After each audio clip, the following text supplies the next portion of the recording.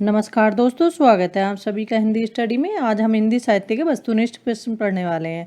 जो ये वस्तुनिष्ठ क्वेश्चन है, इन्हें पढ़ने से हमें ये फ़ायदा होता है, हम बार बार जैसे सुनेंगे या लेटते बैठते काम करते भी आसानी से हम इन्हें सुन सकते हैं। और ये क्वेश्चन इतने अच्छे होते हैं क्योंकि हमारे जो पूरा थ्योरी होती है उसका निचोड़ ही हमारे ये ऑब्जेक्टिव क्वेश्चन होते हैं। ठीक है, स्टार्ट करते हैं। हिंदी साहित्य का इतिहास जनता की चित्तवृत्तियों का इतिहास है। यह कथन किसका है? ये कथन है रामचंद्र शुक्ल जी का। यह एग्जाम में पूछा जाता है दोस्तों। इतिहास के प्रति भारतीय दृष्टिकोण किस प्रकार का रहा है? यह दृष्टिकोण रहा है आदर्शमूलक एवं अध्ययवादी। मैं चारों नहीं बोलूँगी, केवल वही ऑप्शन बोलूँगी जो सही होगा। ठीक है, क्योंकि हम चारों बोलेंगे तो फिर उसमें टाइम ज़्यादा खराब होता है।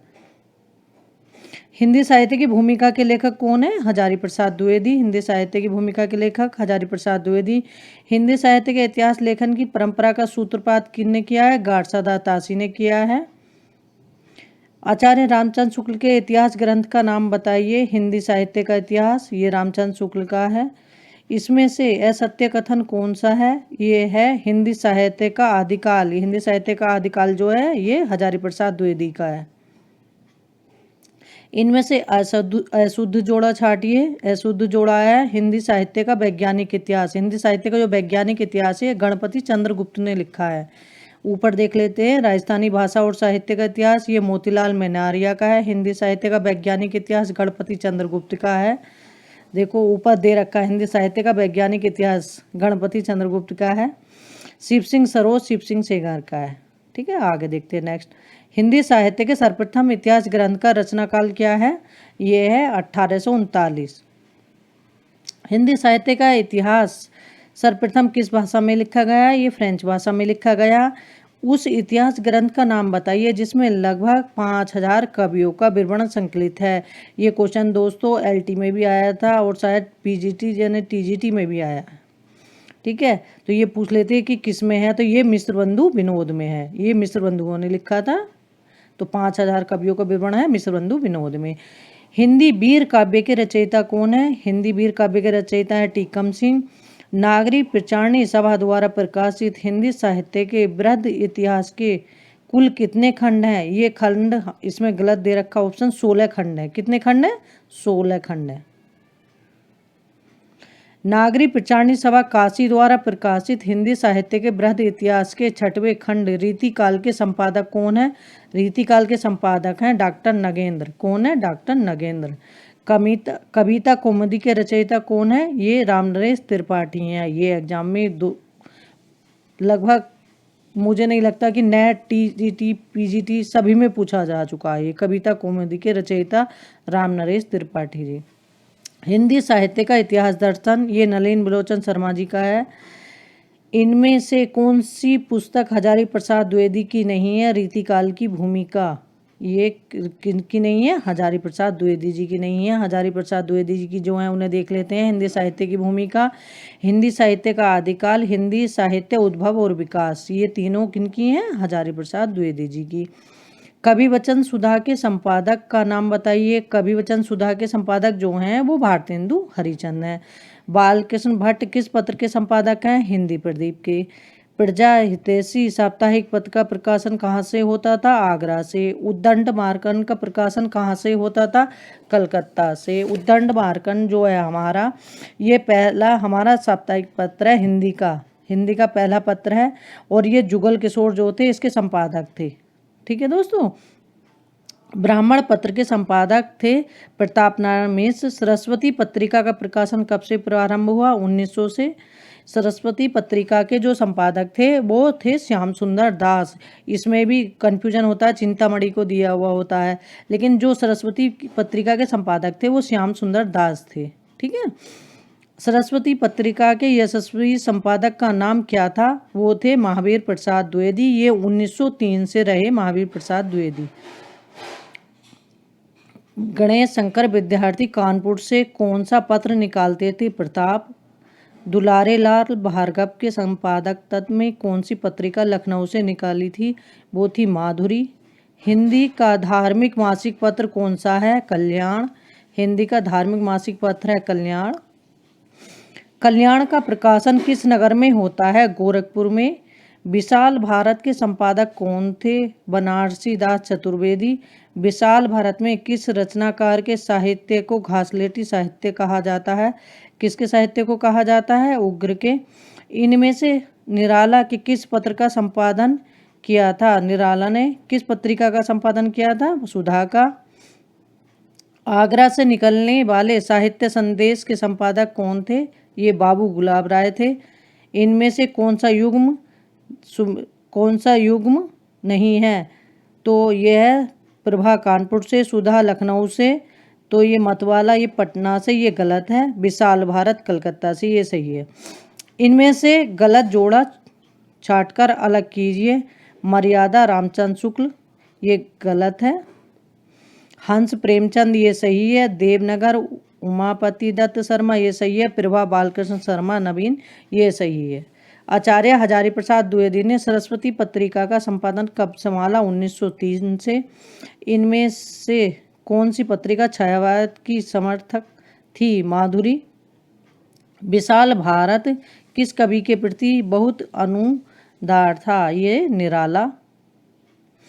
हिंदी भाषा का संस्कार एवं परिमार्जन किस पत्रिका के माध्यम से हुआ?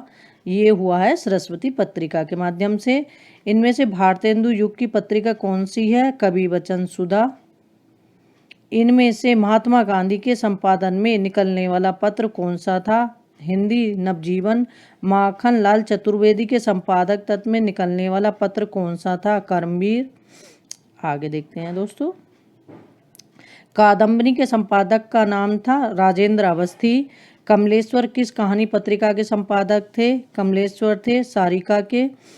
डॉक्टर धर्मवीर भारती किस साप्ताहिक के संपादक रहे? धर्मयुग के। राजकमल प्रकाशन की कौन सी पत्रिका डॉक्टर नामवर सिंह के संपादक में प्रकाशित हो रही है? आलोचना। जयप्रकाश भारती किस बाल पत्रिका के संपादक रहे? नंदन के। किसके रहे जयप्रकाश भारती? नंदन के। ये पत्र पत्रिकाओं की एक वीडियो दोस्तों अलग से डाल दूंगी, जो एग्जाम में पूछे ही जाते हैं, थोड़ा वो एक्सप्लेन करके थोड़ा अच्छे से वो समझ में भी आएंगे। ठीक है, आगे देखते हैं 46 नंबर का। इनमें से निराला किस पत्रिका से जुड़े नहीं हैं? निराला जागरण से नहीं जुड़े हैं। ये जागरण जो है ये हमारी प्रेमचंद जी की है।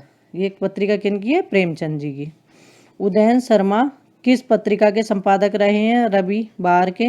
वर्तमान समय में दिल्ली में राजेंद्र यादव किस पत्रिका का संपादन कर रहे हैं? हंस का। धर्मयुग कहाँ से प्रकाशित होता था? मुंबई से। कर्मवीर का प्रकाशन कहाँ से होता था? जबलपुर से।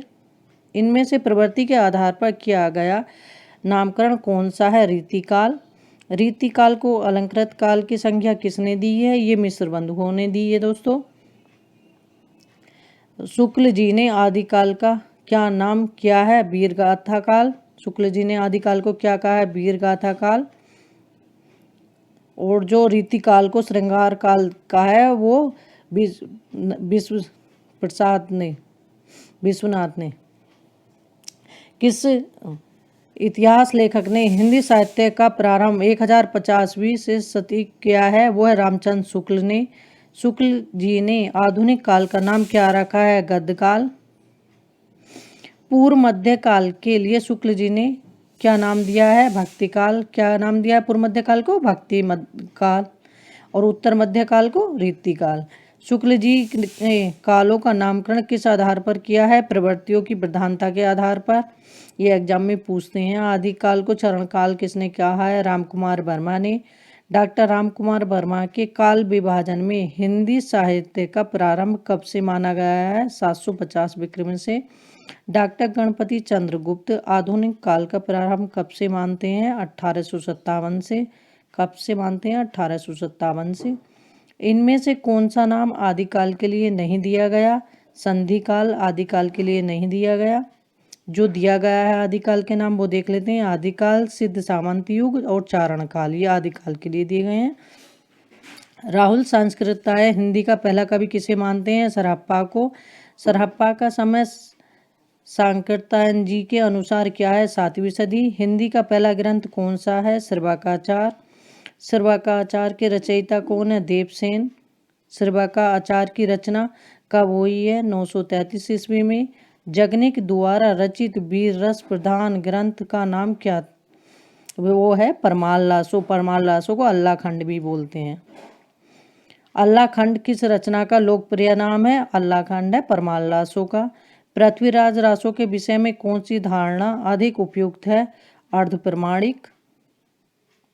बीसलदेव रासो का प्रधान रस क्या है? श्रृंगार रस। क्या है प्रधान रस? श्रृंगार रस। इनमें से हिंदी का प्रथम महाकाव्य किसे माना जाता है? पृथ्वीराज रासो को। आगे देखते हैं दोस्तों। पृथ्वीराज रासो के बृहत रूपांतर में कुल कितने सर्ग हैं? 69। ये भी पूछा जाता है दोस्तों। रासो शब्द की व्युत्पत्ति के संबंध में उपयुक्त मत कौन सा है? ये है रासो शब्द की व्युत्पत्ति रासक से हुई है। किससे हुई है? रासक से। आदिकाल में मनोरंजक साहित्य की रचना किसने की है? अमीर खुसरो ने। गोरखवाणी के संपादक कौन थे? पीताम्बर दत्त बड़वाल। इनमें से सही कथन कौन सा है? तो ये है कि इनमें से सही कथन कौन सा नहीं है? तो इसमें बीसलदेव रासो वीर रस प्रधान ग्रंथ है, ये सही नहीं है, क्योंकि बीसलदेव रासो श्रृंगार प्रधान रचना है। जो सही है वो देख लेते हैं। अधिकांश रासो काव्य प्रमाणिक हैं, अधिकांश रासो काव्य अप्रमाणिक हैं। पृथ्वीराज रासो में वीर रस की प्रधानता है। आगे देखते हैं। सिद्धों की संख्या कितनी बताई गई है? 84। सिद्ध कितने हैं? 84। सिद्धों का उचित 9 नाथ हैं और 84 सिद्ध हैं। सिद्धों का उचित समय क्या माना गया है? 7वीं से 8वीं सदी। नारी निंदा किस संप्रदाय में मिलती है? नाथ पंथ में। इनमें से नाथ संप्रदाय में क्या नहीं है? ग्रस्तों का आदर। क्या नहीं है? ग्रस्त जो है उनका आदर। वर्ण रत्नाकर के रचयिता हैं ज्योतिश्वर ठाकुर। अपभ्रंश एवं राजस्थानी भाषा के योग से बनी भाषा को क्या कहते हैं? डिंगल भाषा। जो रासो काव्य हैं हमारे डिंगल भाषा में रचे गए हैं। ब्रजभाषा मिश्रित अपभ्रंश का क्या नाम है? वो है पिंगल। ब्रजभाषा मिश्रित अपभ्रंश का नाम है पिंगल। इनमें से कौन आदिकाल का ग्रंथ नहीं है? पद्मावत। विद्यापति पदावली की रचना किस भाषा में हुई है? ये है मैथिली। ये किस भाषा में हुई है? मैथिली। आदिकाल में खड़ी बोली का प्रयोग किस कवि ने किया है? खुसरो ने। आदिकाल में खड़ी बोली का प्रयोग किस कवि ने किया है? खुसरो ने। थैंक यू दोस्तों।